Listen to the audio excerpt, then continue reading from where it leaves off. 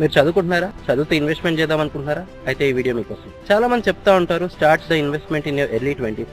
దాంట్లో ఎంత నిజం ఉందో ఒకటి చూద్దాం. సపోజ్ ఇప్పుడు మీరు బీటెక్ చదువుతున్నారు, చదువుకున్న వారికి ఎవరికి ఇన్కమ్ ఉండదు కదా, అయితే మాక్సిమం పేరెంట్స్ పాకెట్ మనీ ఇస్తా ఉంటారు.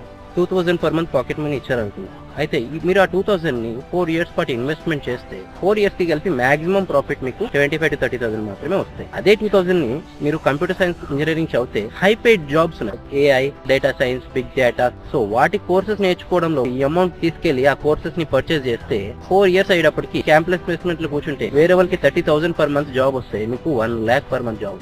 30,000 person మంత్లీ 5,000 రూపీస్ ఇన్వెస్ట్ చేయగలుగుతాడు, కానీ మీరు మంత్లీ 50,000 రూపీస్ ఇన్వెస్ట్ చేయగలుగుతారు. మీ స్కిల్స్ మీద మీరు పెట్టుబడి పెట్టడం వల్ల మిగతా వాళ్ళకంటే 10 times మీరు ఎక్కువ అర్న్ చేయగలుగుతున్నారు, 10 times మీరు ఎక్కువ సేవింగ్ చేయగలుగుతున్నారు. అందరు చెప్పేది రైటే, 20s లో ఇన్వెస్ట్మెంట్ చేయాలి, కరెక్టే. బట్ అది మీకు జాబ్ వచ్చాక ఇన్వెస్ట్మెంట్ స్టార్ట్ చేసుకుంటే కరెక్ట్ గా ఉంటుంది. But during the education I don't recommend. That's the FinTech for today. Subscribe for more.